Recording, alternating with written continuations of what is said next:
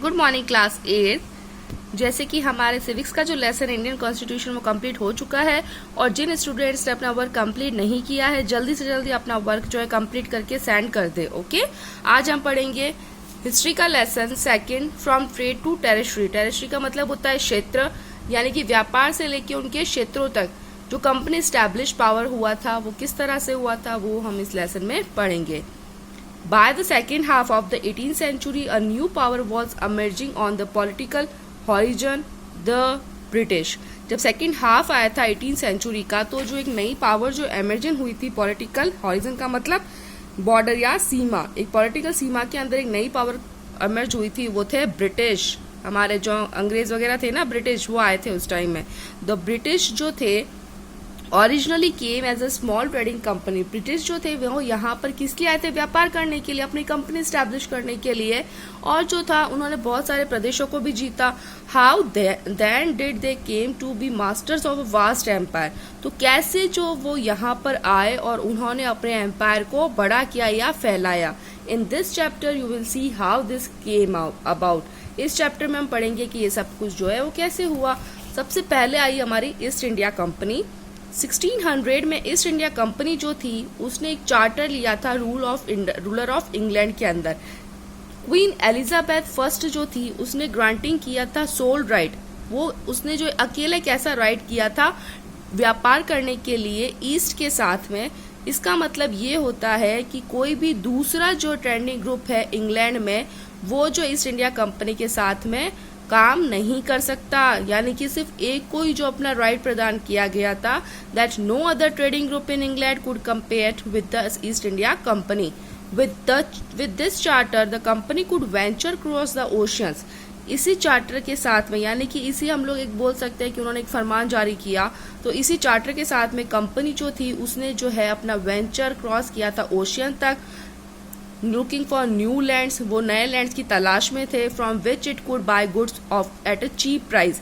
किस लिए? ताकि जो है जो भी माल जो है वो चीप प्राइस पे बेची जाए। चीप प्राइस का मतलब कम जो प्राइस पे बेची जाए। And carry them back to Europe to sell at higher price. और उसी के साथ में यानी कि जो है खरीदे तो चीप प्राइस में और उसको वापस सेल करे हायर प्राइस में, बड़ी प्राइस के अंदर। कंपनी जो थी did not have to fear competition from other English trading companies. Company जो थी वो किसी भी तरह की उसमें कोई फियर नहीं था कि हमारे साथ कोई कंपटीशन करेगा इंग्लिश ट्रेडिंग कंपनीज में। मैडक्लिन का मतलब होता है ट्रेड। तो मैडक्लेंटली जो थी ट्रेडिंग कंपनीज थी उन दिनों में जब प्रॉफिट जो था वो प्राइमली जो एक कॉम्पिटिशन बन गया था, so that they could buy cheap and sell dear. तो वो जो है हर एक चीज को बाय तो कर सकते थे चीप से, मतलब जो है कम पैसों में खरीदते थे और ज्यादा पैसों में बेच देते थे। The royal charter however could not prevent other European powers from entering the eastern market. जो रॉयल चार्टर था यानी जो शाही जो फरमान था उसके अंदर जो ये किया गया था कि जो दूसरी यूरोपियन पावर्स जो है वो कहाँ से एंटरिंग हुई है? ईस्टर्न मार्केट से। By the time that the first English ships sail down the west coast of Africa. तो इसी तरह से टाइम के साथ में जो फर्स्ट इंग्लिश शिप जो था वो रवाना हुआ, कहाँ रवाना हुआ? वेस्ट कोस्ट ऑफ अफ्रीका में, round the cape of good hope. यानी कैपी का मतलब होता है a strip of land projecting into a brook of water. तो वहाँ की जो एक साउथ अफ्रीका की जो इस तरह की जो स्ट्राइक ऑफ लैंड था वहाँ पर उन्होंने क्रॉस किया and cross the Indian ocean. और इसी इंडियन ओशन को क्रॉस किया। पुर्तगालीज यानी पुर्तगाली जो एक जाति थी, the Portuguese had already established their presence in the western coast of India. पुर्तगाली जो थे उन्होंने अपने आप को वेस्टर्न कोस्ट ऑफ इंडिया में जो स्टैब्लिश किया and there had their base in Goa. और उसका जो है बेस क्या था? गोवा था। In fact it was a Vasco da Gama. और हालांकि ये जो था कौन था? वास्को डी गामा था, अ पोर्तुगीज एक्सप्लोरर था who had discovered this sea route to India in 1498। Vasco da Gama ने जो था इस तरह का जो है डिस्कवर किया था सी रूट से माल बेचना और माल लाना। तो वो जो डिस्कवर किया था वास्को डी गामा ने 1498 में, इसी के द्वारा जो है 17th सेंचुरी में जो डच भी एक जाति थी जो बाहर से आई थी, तो डच ने भी क्या किया? उसने भी एक्सप्लोरिंग किया पॉसिबिलिटी, यानी कि एक्सप्लोरिंग का मतलब सामान को या माल को जो इधर उधर बेचना करना इंडियन ओशन में। Soon the French traders arrived on the scene, तो उसी के साथ जो है जो फ्रेंच जो ट्रेडर्स थे वो भी जो इसी तरह के सीन पर पहुंच चुके थे, यानी कि वो भी यही चाहते थे कि हम लोग भी सी रूट से जो अपना व्यापार करें। जो प्रॉब्लम जो थी इन कंपनियों में वो क्या थी, सबसे बड़ी प्रॉब्लम ये थी कि वो जो है बाय करना चाहते थे सेम थिंग को। अब एक जैसी चीज जो सब खरीदना चाहेंगे तो जाहिर सी बात है उस चीज की प्राइस तो बढ़ेगी, लेकिन उन लोगों का क्या मोटिव था कि हम लोग खरीदे कम प्राइस में और बेचे ज्यादा प्राइस में। तो फाइन क्वालिटीज जो थी वो कॉटन और सिल्क की थी इंडिया में, तो उसका एक बिग मार्केट था यूरोप में। पेपर का मतलब होता है मिर्च। क्लोव्स का मतलब है लौंग। कार्डोमम का मीन्स है इलायची, एंड कीनामोन का मतलब होता है दालचीनी। तो मिर्च, लौंग, इलायची और दालचीनी जो थी वो भी ग्रेट डिमांड में, उनकी भी बहुत डिमांड थी। कंपटीशन सा चालू हो गया था यूरोपियन कंपनीज में, और हर कोई ये चाहता था कि हम जो है वो प्राइसेस जो अच्छी सी दे और गुड्स जो अच्छे से परचेस करें।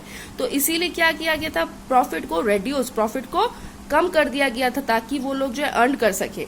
तो इसका रास्ता जो था वो ट्रेडिंग कंपनियां जो थी वो एक साथ जो है फ्लोरिश हो गई इसके लिए, ठीक है। एक दूसरे कॉम्पिटिटर हो गए। हर कोई चाहता था कि हमें ये चीजें मिले, हमें कॉटन और सिल्क भी मिले, हमें पेपर भी मिले, ग्लव्स भी मिले, कार्डामन भी मिले और सिनेमॉन भी मिले। ये सारी की सारी चीजें जो है हर कोई चाहता था। तो इसकी वजह से वो लोग क्या करते थे, मार्केट से जो है मतलब आग्रह करना, रिक्वेस्ट करना, तो मार्केट से वो आर्ग्यू करते थे। तो इसीलिए उन्होंने क्या हुआ, भयंकर उनके अंदर युद्ध भी चालू हो गया था ट्रेडिंग कंपनीज में, ठीक है। फियरस का मतलब होता है भयंकर। तो ट्रेडिंग कंपनीज के अंदर जो है एक भयंकर युद्ध सा स्टार्ट हो गया था through the 17th and 18th century. 17 और 18 सेंचुरी के द्वारा जो थी रेगुलरली सैंक का मतलब डूबना।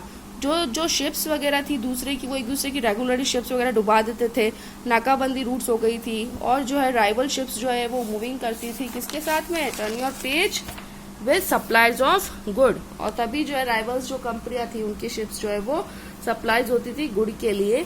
व्यापार जो था वो उनके अपने हाथों में था, और जो ट्रेडिंग पोस्ट जो थी वो उनके लिए एक फोर्टिफिकेशन यानी दुर्ग था। जो फोर्ट होता है ना, फोर्टिफिकेशन उसको बोलते हैं, कि वहां पर वो लोग क्या करते थे, फोर्टिफिकेशन करते थे। ये जो एफर्ट था, ये जो प्रयास था, उसको मजबूत सेटलमेंट किया गया और कैरी किया गया एक प्रॉफिटेबल ट्रेड के लिए, ताकि जो है, और इसी के साथ में कॉन्फ्लिक्ट संघर्ष प्रारंभ हो गया था लोकल रूलर्स के साथ में। कंपनी इसीलिए जो है ये चाहती थी कि जो डिफिकल्टी हो रही है separate trade from politics, let us see how this happen. अब हम लोग आगे देखेंगे कि ये सब कुछ कैसे हुआ। Next is trade in Bengal. अब बंगाल में व्यापार कैसे हुआ, तो जो पहली इंग्लिश फैक्ट्री जो थी वो सेटअप हुई थी बैंक्स ऑफ रिवर हुगली इन 1651 में। तो ये जो था बेस था जहां पर कंपनी की ट्रेडर रहते थे, तो known at that time as factors, उनको जो है फैक्टर्स बोला जाता था। जो फैक्टर्स जो थे वो एक गोदाम थे जहां पर जो है माल वगैरह एक्सपोर्ट जो किए जाते थे उनको स्टोर करके रखा जाता था। और ये जो ऑफिसेज और जो कंपनियां थी जहां पर ये थे, वहां पर ऑफिशियल सेटअप भी बना के रखा जाता था। ये देखो आपकी बुक में दे रखा है, local boat bring goods from ships in Madras, painted by William Samson 1867। By as trade expand the company persuaded merchants, तो जैसे जैसे व्यापार जो था वो एक्सपेंडेड, विस्तार होता गया, कंपनी जो थी मर्चेंट्स को राजी करती थी। परस्यूड का मतलब राजी करना या खुश करना, तो उनको मर्चेंट्स को वो जो खुश करते थे, और जो ट्रेडर्स थे वो यहाँ पर आते और फैक्ट्री के सेटल में जो नियर में जो है वो सेटल होने लगे।